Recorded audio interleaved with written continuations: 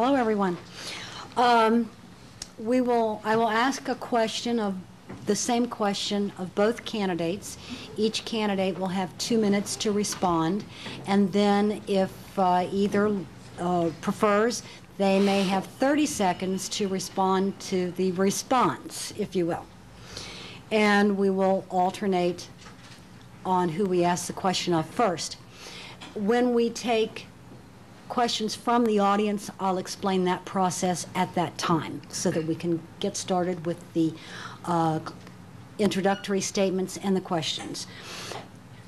2-minute opening statements. We will start with Mr. Schuler. Okay. Thank you. And I wanted to thank all the members of the League of Women Voters for putting this together tonight, and I want to thank Mr. Smith for being here because I think it is a real opportunity for the people here as well as the people at home for us to give a little more about us and also our opinions on a lot of the different issues that really affect the people in the district. I ran for the first time for the House several years ago and for the Senate 4 years ago. The only thing I promised that I would bring common sense to the job, and I think I've done that.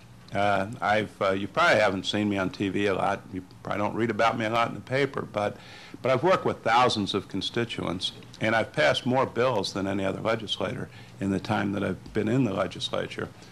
Some of them very important bills. Some of them were only important to some small groups, maybe a fire department or local government or Anderson Township when we renamed the clerk the fiscal officer for good reason. But someone in a city wouldn't care about that. But so it's been really gratifying to be able to spend these last few years serving the people of the 7th District, and I'm hoping to get that opportunity again.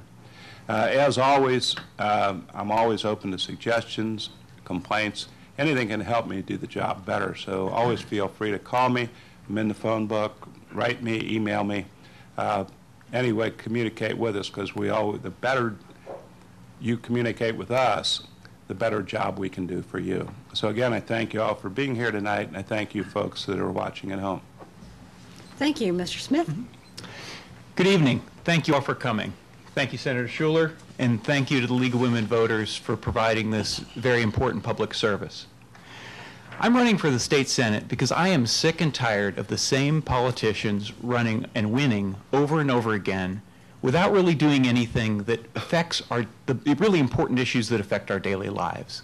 Things like, if I lose my job, can I get health insurance? Honey, do we need to move now that the kids are going to go into grade school? And if I lose my job, am I going to get another one? Think of the business as a government.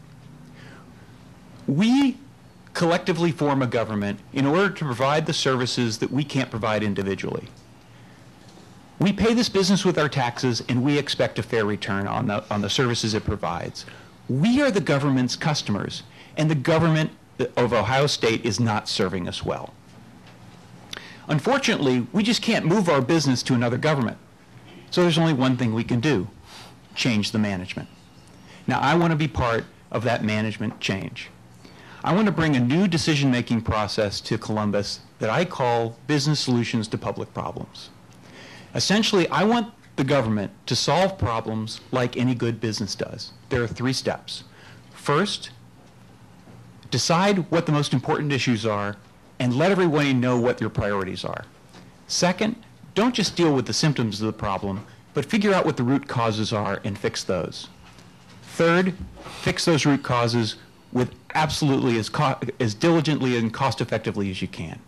Now, this is not rocket science, but it takes a politician who has the will to go up against entrenched Columbus interests, who has the smarts and the diligence to figure out what the root causes are, and then the creativity to come up with the solutions. This is what I've done in my 19-year Cincinnati business career. This is what I want to do in Columbus, and this is what you're going to hear about tonight.